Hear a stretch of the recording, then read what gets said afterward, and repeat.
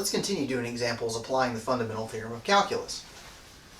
In this one I have the 2 over the square root of x, or the square root of 2 over x dx. So to do this, what I'd like to do is split this up into a numerator and denominator both as square roots. So 181 square root of 2 over square root of x dx. The reason I want to do that is because what I'd like to do next is pull out that square root of 2.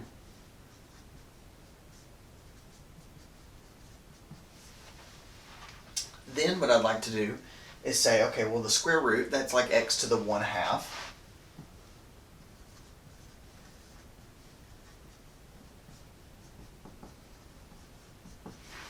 But I have that in the denominator, so let's represent that with a negative power in the numerator. So that's going to be the square root of 2, 181 x to the negative 1/2 dx.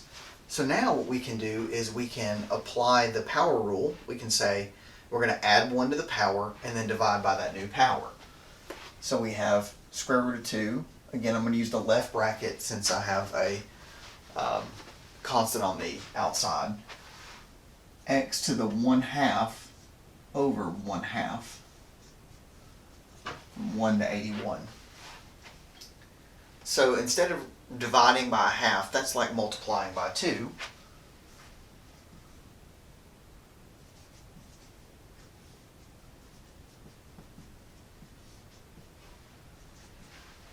And then what I'm going to do is I'm going to bring the 2 out front to get 2 square root of 2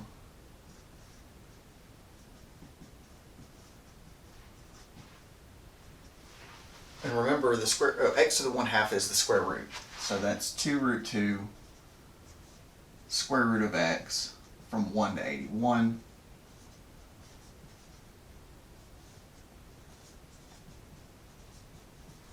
Square root of 81 minus the square root of 1. Should have backed this up one more, but that's going to get me 2 square root of 2, 9 minus 1, square root of 2 times 8.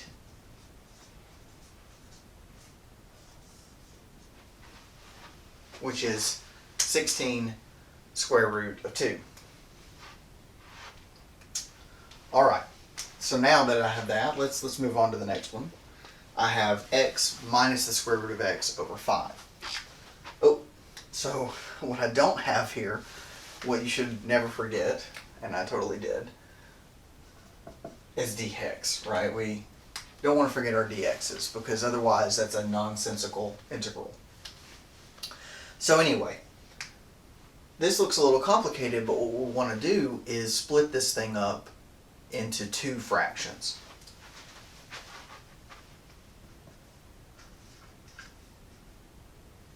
Well, actually, the first thing I'm going to do instead is pull out that 1/5.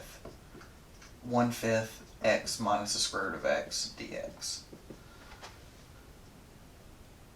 So in this one, what I'm going to do is something a little different. Instead of splitting up the integrand into 2, splitting this up so I have 2 separate integrals, let's do it at once. So this is x to the 1/2 dx. So then what I'm going to do is I'm going to just evaluate these all at once. Now the power rule here says we add 1 to the power and divide by that power.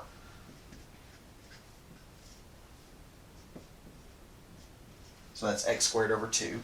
And this one says we add 1 to the power, x to the 3/2, and then we divide by 3/2 from 0 to 1. Now, dividing by 3/2 is pretty ugly, so if we multiply by its reciprocal, we get 1/5, and I'm going to pull that out as 1/2 x squared minus 2/3 x to the 3/2 from 0 to 1. Then I can just substitute in 1 and substitute in 0. So I can say 1/5, 1/2, 1 squared minus 2/3, 1 to the 3/2. So that's my evaluating at the upper limit, and then I subtract my evaluation at the lower limit,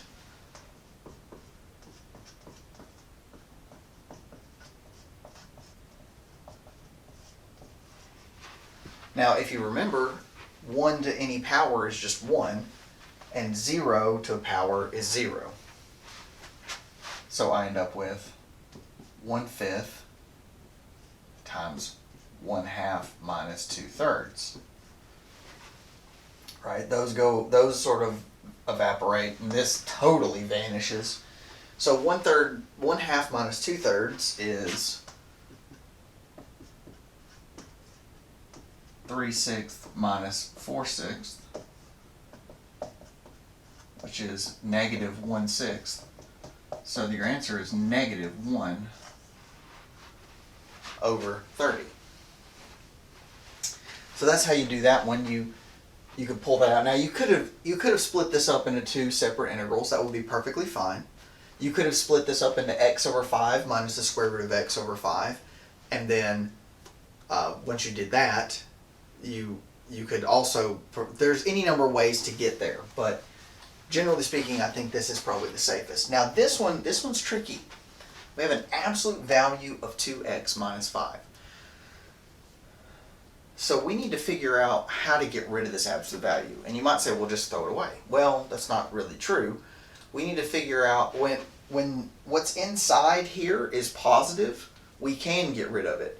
When what's inside is negative, then we have the opposite version, right? We negate it. So if we think about this is equal to 0 when x is 5/2. Right? X is 5/2, this thing's equal to 0. So if x is less than 5/2, less than 5/2, for example, like if x were 2, if you plug in 2 here, you get a negative value. So that tells me that from 0 to 5/2, it's the opposite of this. But from 5/2 to 5, it's just the standard one. So let me kind of walk it through, and this should make more sense. So we're going to split this up into 2 integrals, from 0 to 5/2, and then from 5/2 to 5.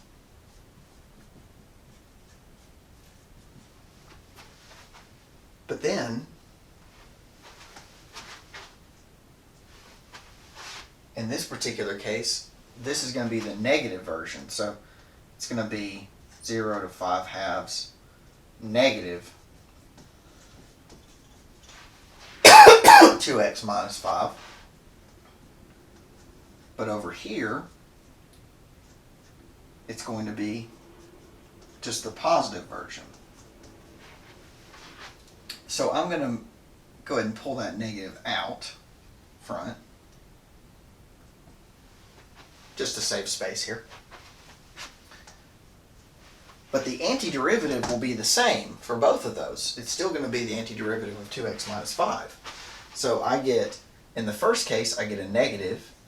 Antiderivative of 2x is x squared, because we add 1 to the power and then divide by that new power. So you get x squared over 2, and the 2's cancel. Antiderivative of a constant is the constant times x, so 5x from 0 to 5/2 plus x squared minus 5x from 5/2 to 5. Now we're going to plug these in.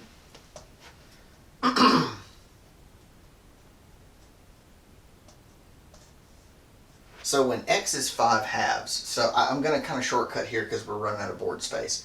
But when x is 5/2, x squared is 25 over 4. And then that's going to be minus 25 over 2. And then we're going to subtract. So in the case where x is 0, both of this is 0. So I'm actually not going to show that.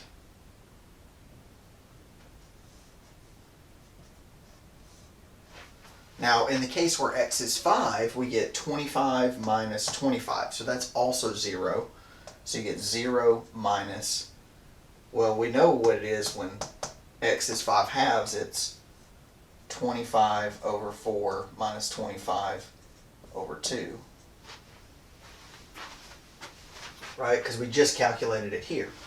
So then we have negative, well, 25 over 4 minus 25 over 2 is negative 25 over 4 plus negative 25 over 4. So then we have 25 over 4